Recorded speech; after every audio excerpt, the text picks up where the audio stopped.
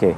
Kalau Bang Sani ini ngelihatnya cukup berhenti di satu supir ini saja atau berpotensi sebetulnya sih dengan mudah seorang Sani ini melihatnya ini bisa minta pertanggungjawaban juga ini. Baik. Ya, Mas Arief, Mbak Rati, Burut senior saya. Sebelumnya kita sepakati dulu ya, jangan lagi kita panggil mereka supir, Bu, pengemudi. Pengemudi ya. Ya, karena supir itu tendensinya sudah banyak yang aneh-aneh kan, Betul. singkatan dari supir itu. Jadi kalau saya lihat, saya sepakat tadi Mas Arief bilang. Saya juga melihat wawancara eksklusifnya TV One kepada si pengemudi. tersangka, pengemudi ini. Dia menceritakan dan segala macam, walaupun netizen melihat kok ekspresinya bla bla bla. Tenang-tenang Tapi aja. Kayak saya ada melihat simpati, dia gitu menceritakan apa adanya. Dan kebetulan pada saat kecelakaan malam, paginya saya sudah mendapat informasi di lapangan akurat. Oh. Jadi memang kalau kita bicara yang semestinya secara aturan, secara undang-undang, perusahaan angkutan itu kan satu harus berbadan hukum, kedua plat kuning, Oh iya. ya kan? Iya. Ketiga, dia memiliki komplain terhadap perizinan, ya KIR dan segala macam. Nah, ini saja kendaraan ini sudah fail. Kacau balau lah, Bu. Ya. Jadi yang Ibu Ruth sampaikan tadi, kompetensi itu kan. Kami memang boleh dikatakan menghadapi sebuah simalakama yang sangat besar sekali di Mas Kenapa, Arief. Bang? Kalau udah bicara kompetensi, masih banyak di Republik tercinta ini pengemudi yang maaf mungkin membacanya nggak lurus, tapi begitu mobil itu start pertama, cicilan pertama dia keluar, dia bawa sampai cicilan terakhir yang spion aja nggak pernah ganti.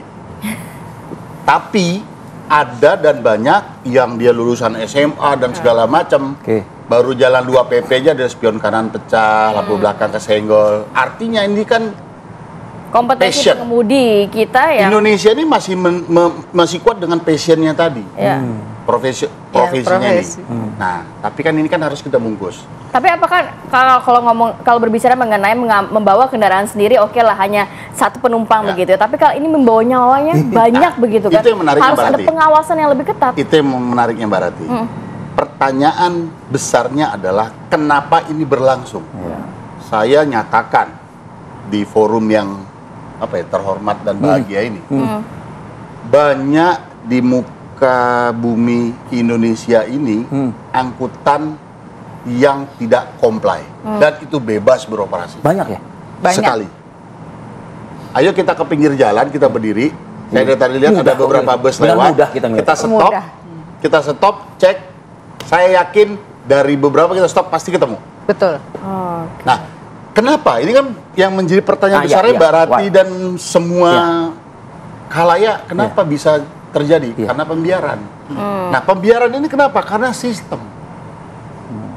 Pemberi izin regulasi secara administratif kan Kementerian Perhubungan. Ya. Tapi Kementerian Perhubungan tidak punya kemampuan dan kewenangan. Karena memang ada yang di ranah daerah juga ya kabarnya ya. Tunggu Mbak Rati. Kementerian Perhubungan itu tidak, dia punya kuku tapi nggak tajam. Oke. Nah, yang berwenang itu kan Polri di jalan raya. Artinya dan Dishub mungkin ya.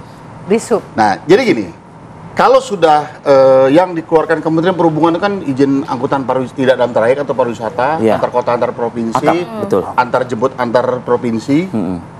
Kalau yang di daerah tuh AKDP, AJDP, nah ini kan ada turunan-turunan. Sesama instansi yang segaris, katakanlah perhubungan saja, dengan kebijakan-kebijakan daerah, ini saja banyak yang tidak connect. Ditambah antar institusi tadi. Jadi maksud saya, ini kita, ini maaf, bukan saya mengabaikan, saya anggap ini sudah. Ini kita jadikan pelajaran kesekian dan jangan ada lagi. Betul. Pembiaran ini kita stop. Bagaimana pengawasan dan harus mulai dari mana jadinya, Bang Sani? Pengawasan. Jadi antara yang memiliki kewenangan di jalan dan yang mengeluarkan regulasi secara administratif, ini duduk bareng dan kerja bareng. Biar ketemu tuh, biar connect tuh kan. Yes. Nah, Oke. tadi yang Mas Arief bilang, nih dari tadi agak emosi nih kalau saya lihat. Iya. Saya Saya sepakat. korban juga soalnya saya harus ngomong juga gitu saya. Saya sepakat, Mas. Saya sepakat. Kami yang perusahaan yang diberikan izin dengan manajemen Oke. yang jelas, kita harus hadir pada saat terjadi kecelakaan. Tidak betul kalau dibilang ada kecelakaan, itu tanggung jawab pengemudi. Enggak. Manajemennya harus ada. Oke. Either itu nanti kesalahan pengemudi nanti kita klaim atau apa itu belakangan. Bentuknya pendampingan lah ya begitu Yes, mungkin ya. kita harus hadir, wajib untuk pertanggungjawaban. Oke. Nah, menariknya case Ini. Putra Fajar ini, bus ini kan ada masalah lain Iya.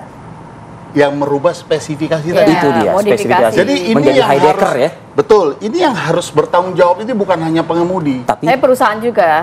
perusahaan dan pelaku yang merubah Iya. wujud ini. oke. Tapi Merubah sebenarnya bisa wujud. dirubah kalau boleh dirubah untuk sebuah bus pariwisata ini. Tampang orang aja bisa dirubah kok. Semakin menarik Boleh, diskusi boleh. pagi ini nih kalau gitu ya. Kita ulas kita lebih dalam lagi nanti ya di segmen berikutnya, kita jeda dulu sini, kami akan kembali saat lagi. Wajah orang aja bisa. Betul.